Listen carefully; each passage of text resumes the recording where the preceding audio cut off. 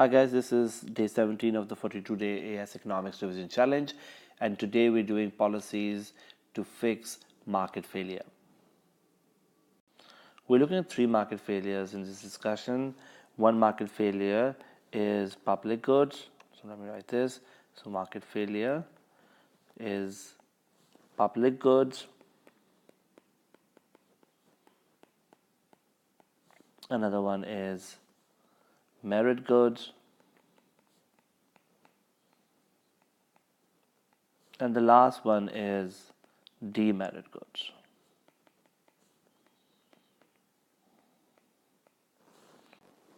In the case of public goods, we say this, that the market failure is the fact that there is no provision of the good. And why is that so? As we discussed earlier, the reason why this happens is because the goods are non-excludable and non-rival. The fact that they are non-excludable means there will be no one willing to pay for those goods, and because no one is willing to pay for those goods, there is no demand, market demand, and the private sector will therefore not be interested in making the good because it's not profitable to do so. So although public goods are important for the society, they're not provided at all. On the other hand, merit goods are what we call under-provisioned. And the reason why they're under-provisioned is because of the market failure of information failure or information asymmetry. So there is information failure and the fact that there is positive externality. Both these contribute to the fact that positive externality. Let me just write that, positive externality. So both these factors contribute to what we call less demand than the socially desirable level. On the other hand, your demerit goods have a case of information failure, but alongside information failure, there is also a problem of negative externality, and these two features contribute to what we call, in the case of demerit goods, we say there is a problem of over-provision. So let's see how government can fix this problem of provisioning. In the case of public goods, since consumers are not willing to pay for the good, the government undertakes provision. So the government undertake provision. How do they do that? Well, they can do that by raising tax revenue and then providing these goods. Sometimes government undertake production themselves, sometimes they ask a firm to provide those goods, but whatever the case is, the government has to undertake provision in this case. So national defense, street lights, your lighthouse, all these examples are those where the government ends up provisioning or providing these goods through the taxpayers' money. In the case of merit goods, we see there is a case of providing this good, but the government has two common sort of ways to provide these goods. Number one, they can give what we call a subsidy. And I'm going to discuss in a little while how subsidy affects the market when it comes to merit goods. Number two, they can also do information dissemination. Information dissemination means that they are spreading information, knowledge, or opinion about the good part of these merit goods. So that's one thing. In the case of demerit goods, what we see government sometimes to do is they can put indirect taxes, and sometimes also they provide the negative sort of aspects of the good. So there is an information dissemination that can also be useful. So let's look at focus on merit and demerit goods, and let's focus on the advantages and disadvantages of indirect taxes and subsidies, as a way to fix the problem. But before we move on, I want to talk about one important point, that because there's a information failure that is attached with both merit and demerit goods, by providing information or disseminating information, the government can also help the case. So, for example, in the case of cigarettes, higher higher information about the harms of cigarettes has helped in reducing demand for those goods. Similarly, in the case of these vaccinations like polio drives and other vaccinations, the government's effort to inform parents about the usefulness of these vaccines has resulted in demand to go up. So spreading information is an important tool, is because the problem is two-pronged. There is both information failure and externality. So while externality can be sorted through subsidies, the information failure part require there has to be information dissemination to take place. So first discussion I want to have is basically indirect taxes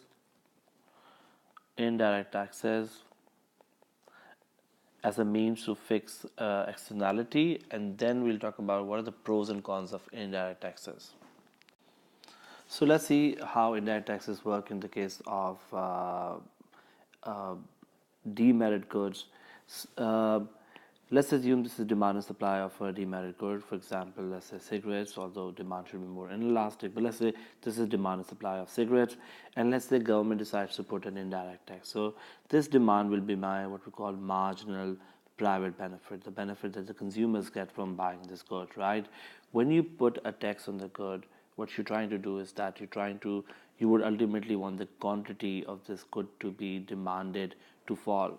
So when we put an indirect tax, the supply curve will shift backward from S to S dash. And the result of the supply curve would be that the quantity that you are buying goes from Q0 to Q1. So there is a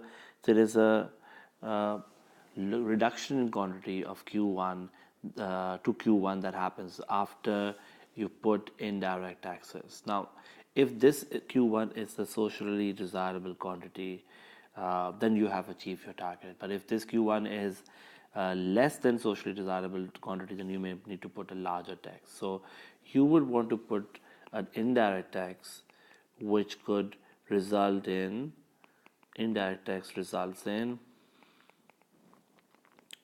quantity demanded to fall and the price to rise for the demerit goods. So my new quantity will be Q1 and my new price will be P1. So price is going up, quantity is going down, and the government can achieve the goal of reducing the externality that is caused by the overconsumption of the goods. So there will be that overconsumption of the good will no longer happen if we put the right amount of the tax. So let's look at now the advantages and disadvantages of indirect taxes.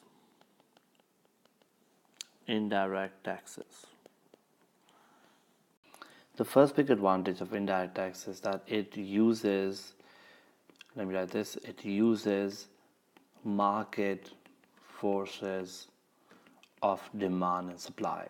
So what do we mean by market forces of demand and supply? Well, basically, unlike other sort of ways to fix market failure, such as regulations, such as laws, this is much more easier because we just make the good expensive by putting a tax, and the automatic result will be that the price goes up and the consumption will fall. So it uses market forces of demand and supply, and therefore becomes easier. Just by making the good expensive, we are now lowering the quantity of the good to be bought. The second important advantage we see of our indirect taxes is that it's also very easy to administer. So what do we mean by easy to administer? Well, the idea is this, that we make the good expensive and people will buy the less of that good. So One, unlike your direct taxes where there is a possibility of tax evasion, in this case you don't need to worry about tax evasion. You know that as soon as a consumer buys a good, he will have to pay this tax. So there is no evasion possible. You buy the good, you pay the tax. The third one that we want to talk about in terms of advantages will be the fact that the taxes, indirect taxes, result in government to earn tax revenue, and this is important for the government because this revenue can help them provide other public goods or even sometimes provide merit goods. So the third advantage is government earns tax revenue. Let's now look at the disadvantages of indirect taxes. So the first disadvantage that I want to talk about is the fact that when you're putting indirect taxes, they are regressive in nature. What do we mean by regressive? Well, the idea is this, that when you put an indirect tax, let's say on cigarettes, and then the rich and the poor are paying the same amount of the tax, then this means the tax is regressive. Regressive taxes are those where the taxes are not taking into account people's income. So let's say if a consumer buy a $10 pack of cigarettes, and that consumer is extremely rich and he pays a tax of $1 on it, and at the same time another consumer who has an income of, let's say, only $100 also pays that same tax amount because he buys the same amount of cigarettes or same pack of cigarettes, the tax becomes regressive. So regressive taxes are those where the rich and the poor pay the same amount of the tax. And that is the biggest problem that happens with all indirect taxes. Indirect taxes are regressive in nature. The second thing we want to talk about indirect taxes is the fact that they're also inflationary in nature. Why are they inflationary? And the answer is that they result in what we call cost push inflation. By basically putting indirect taxes, you make the good to be expensive, and that results in the price of the good to go up, and therefore can cause inflation to happen. So indirect taxes are also inflationary in nature. The third disadvantage has to do with the fact that when you look at indirect taxes, we put these indirect taxes on the market where the market previously was operating freely. So indirect taxes do not allow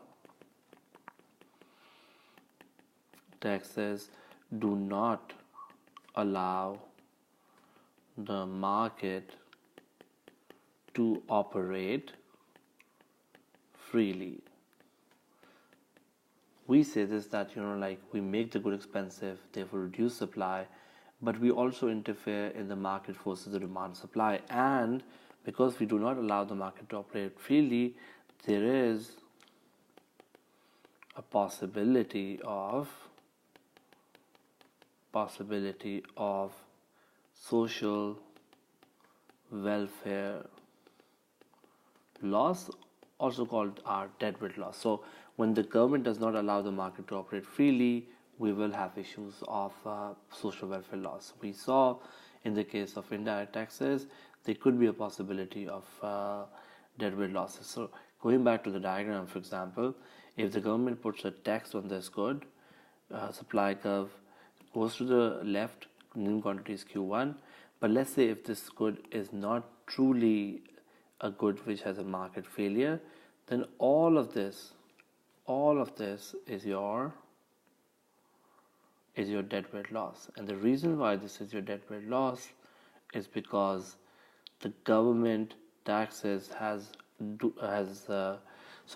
made it expensive for these consumers to buy the good and these producers to produce the good. So if this good is not truly what we call a demerit good, and you put a tax, for example, you are basically causing social welfare losses. So the third disadvantage that we want to put forward is that indirect taxes do not allow the market to operate freely. The fourth one, when it comes to indirect taxes, is to do with the fact that if we put indirect taxes on demerit goods, then the problem is that the effectiveness of these indirect taxes in terms of lowering the quantity, it may depend on elasticity. Let me explain this point. So if the good is inelastic in nature, we know this, that the price will rise by much more after tax, and the quantity won't fall at all or by very little amount. So if I put a tax on a very inelastic good, let me show you this through diagram. I'm going to make a very inelastic good. Let's say this is demand and supply for a very sort of very habit forming good, and has a very inelastic sort of demand. So it is habit forming good with a very inelastic demand, and government decides to put a tax. So let's say right now this is the supply curve, and price is P naught, quantity is Q naught. Government decides to put a tax like such this one. You can see this, that when you put a tax like S1, the price after tax goes up by much more, from P0 to P1, but the quantity demanded is not falling by that much. So if your goal was to reduce the quantity consumed for this good, your goal isn't really going to be achieved through indirect taxes, because the good is inelastic and people find this good to be habit forming. They may be willing to pay a higher price P1, but they may not cut down quantity. So effectiveness of indirect taxes also depend on how elastic or inelastic the good.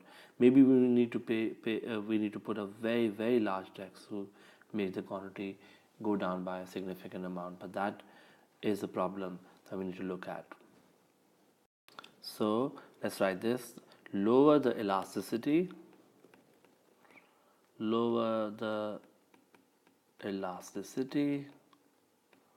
higher will be the amount of indirect tax needed to reduce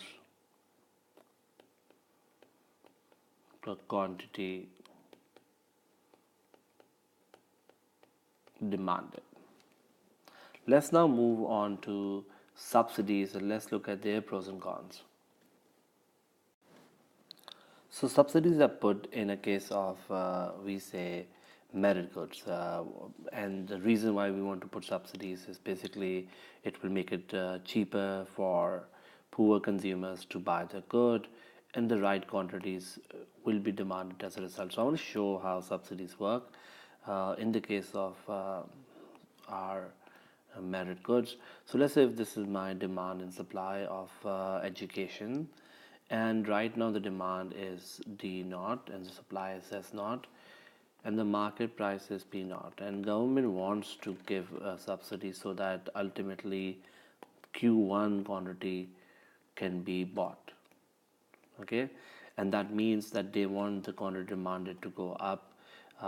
If the demand curve shifts to the right, for example, somewhere like here, let me just show you this. If the demand curve shifts to the right, for example, somewhere like this, then the market price, something like this, then the market price may go up. So government doesn't want that to happen, where it becomes unaffordable for people to buy the good. But if the demand goes up, then the socially desirable quantity will be demanded. What they could do is basically give a subsidy so that the cost of production goes down, something like this. The cost of production goes down, and ultimately Q1 can be demanded. So the government gives a subsidy, like for example like this, where the supply curve shifts to the right, and this amount AB becomes my amount of subsidy. So this amount AB, the amount of subsidy, can result in the market price to go down. So the subsidy results in the price to go down and the quantity demanded to go up. And Q0 minus Q1, which was previously what we call under provision, so Q0 minus Q1, that was the under provision, may not be anymore the under provision, because now the equilibrium price and quantity is happening at Q1. One advantage of subsidy we want to talk about is that because it uses the market forces demand supply, it is easier to execute. So advantage, let's write advantages. So one big advantage is that it uses the market forces of demand and supply. So just by making the good cheaper, we can get ourselves the right quantity, which is socially desirable. The second advantage we want to talk about subsidies is that it is also less costly than direct provision. What do we mean by this? Well, simply that if the government decides to provide the goods themselves, then they may need to undertake production, which might be very expensive as compared to just giving subsidies to the existing producers of the goods. So comparing between direct provision, this the method of subsidy is much more cheaper. Lastly, when you look at subsidies also allow local producers to reduce their cost of production and provides them with more funds available for new investment in production methods as well as product development. So when you look at subsidies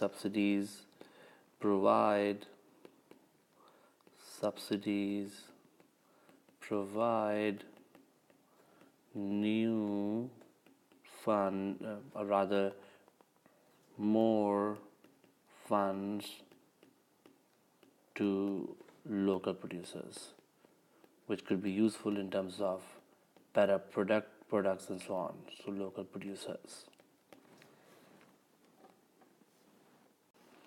In terms of disadvantages, the first disadvantage we want to discuss about subsidy. Let me write disadvantages. So the first disadvantage that we have of subsidy is that there is an opportunity cost. So opportunity cost it is in terms of more money spent on giving subsidies to, for example, farmers will mean less money available for any other producer or any other sort of expenditure like infrastructures, like for example schools and so on. So there is an opportunity cost attached to it. Also, we would want to know is that when the subsidies are given to producer, they can cause what we say inefficiency, and this inefficiency is where the producer becomes complacent that he is now protected by subsidy, so he doesn't have the urge to reduce the cost of production by himself. Third, the subsidies are also paid out of tax revenue. Therefore, the higher the subsidies, the more the tax burden we are putting on taxpayers. So number 3 is higher tax burden on taxpayers, and this is not good because it may have a disincentive effect on workers. So if you're a worker or producer and you're paying high taxes on profit or on your efforts, you will have a disincentive effect. You may not want to work because the tax burden is going up. Lastly, when the good is inelastic, the government may need to give a large subsidy to get the change in quantity desired. So when the goods are inelastic,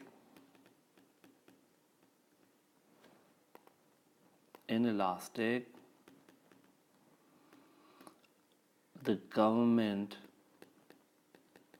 may need to give a large subsidy a large subsidy to have a desired change in quantity. So this means that if the good is inelastic, the government may require to give much larger subsidy because the change in quantity demanded will not be much more due to a change in price. So subsidy has to be much larger to see the desired change in quantity, which means it will be more expensive in the case of inelastic good to give a subsidy.